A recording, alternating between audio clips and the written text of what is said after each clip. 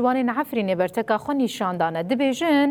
کو تشتن بوی آوایی بترنگی ناین قبول کرن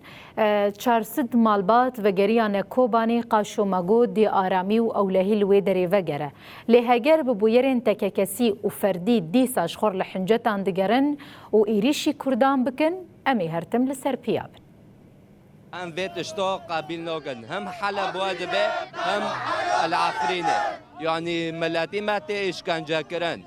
السريدو ام دولتي سوريا دغوزن سر فيت اشتاق عاجل بسكنه جناس كنه تشني نارن اجملا داري ام حكومات دغوزن عاجل سر فيت شنو بسكنه حكوماتي مؤقت اي سوريا يعني ام دغوزن ملاتي ما راحت بن تعدل ملات ناكن جبو فيت اشتون وقوم ملات جي حوزرة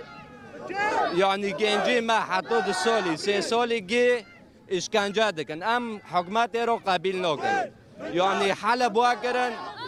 العفرين واكرن الحر دارق وادكن يعني امن العم جراك خوبله فيني بيت شنو دكي بريكي فاسوي ام جيرو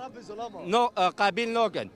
يعني ملاتي ما تعدول دكن اشكنجا ده حبسه ده زندان ده ماك جوان كعفرنا محمود جوان عفري بركم بنا ام درد كمان قادان جبو في دستريجي للسر ملاتي ما او جوان ما الحلب دستريجي سر تنكرن ل دهمبر ايريش دستريجين ام ما في غدا غزن يعني نبس لجوان ما دخلنا بل آلا مدنن او آلا بشهيد بخوينياتي افدان بل آلا مجدكن حياة كنگم سلامت بغازن سلامت اتفاقی از بیویمه و داخیازم حکومت شامل را گیزه خلینه امت